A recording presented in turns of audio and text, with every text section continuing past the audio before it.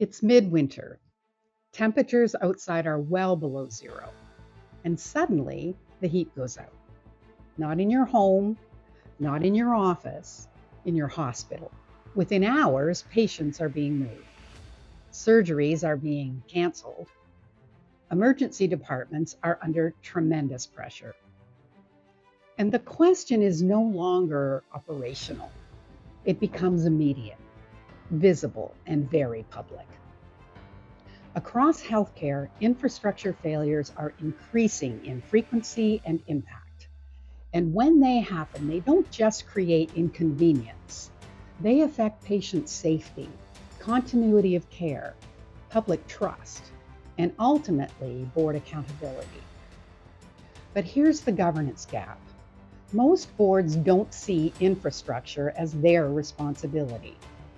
It's framed as facilities, maintenance, operations, until suddenly it isn't.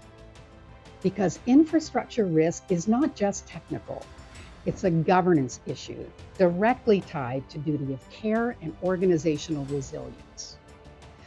Now, here's what you should know. That situation isn't hypothetical. It's already happened. Across Canada and the United States, hospitals experience infrastructure failures that lead to exactly this kind of disruption. But here's what makes this situation worth examining.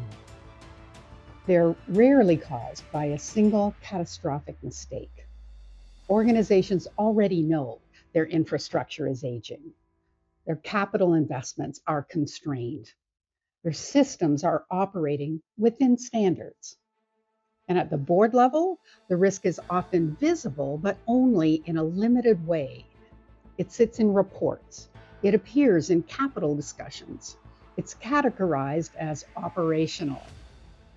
And that classification matters because when a risk is seen as operational, it rarely receives sustained board level attention. So the real issue isn't the failure itself, it's this. The board rarely fully sees the exposure it's responsible for governing. Now, shift the setting. Not a hospital, a long-term care home. Same winter conditions, same sub-zero temperatures, but a very different reality.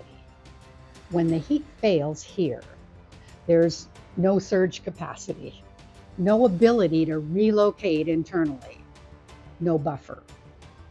Within a matter of hours, residents, many frail, many immobile, are exposed to falling temperatures.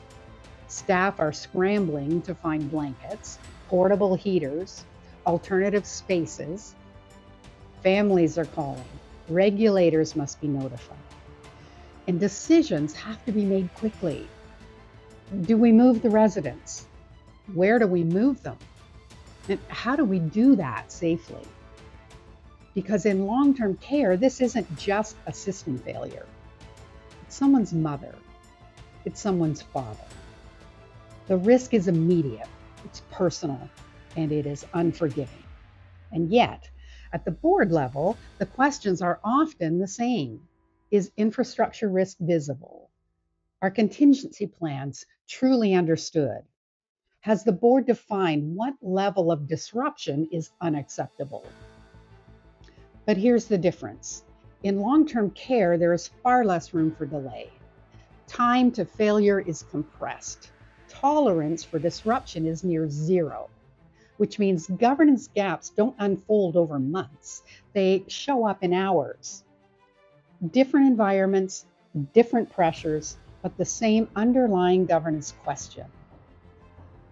Here's the central insight that drives this work. Infrastructure does not fail suddenly. Governance attention fails gradually. Boards often feel informed right up until failure because reporting is backward-looking.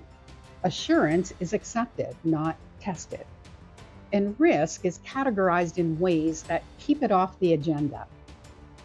Invisible risk becomes ungoverned risk.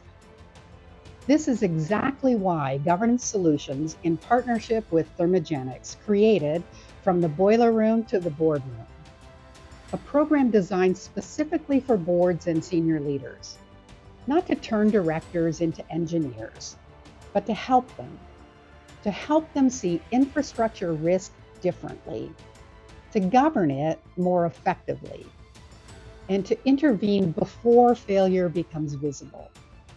Because boards don't manage boilers. They govern the conditions under which failure becomes foreseeable.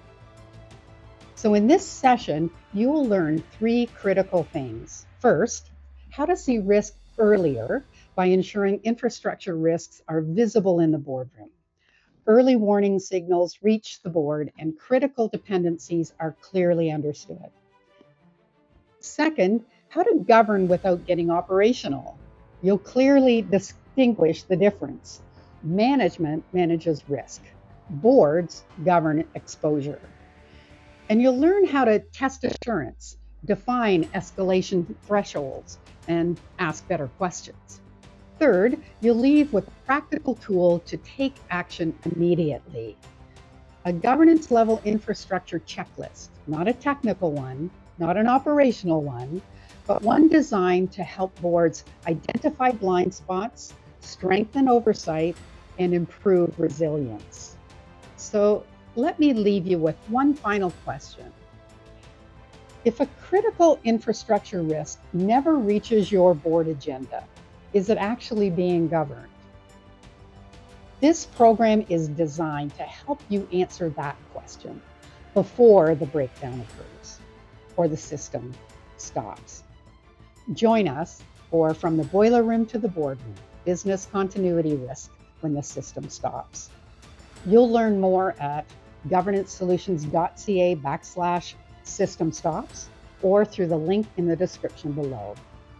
Because when infrastructure risk fails, it's not just an operational issue. It is a governance moment.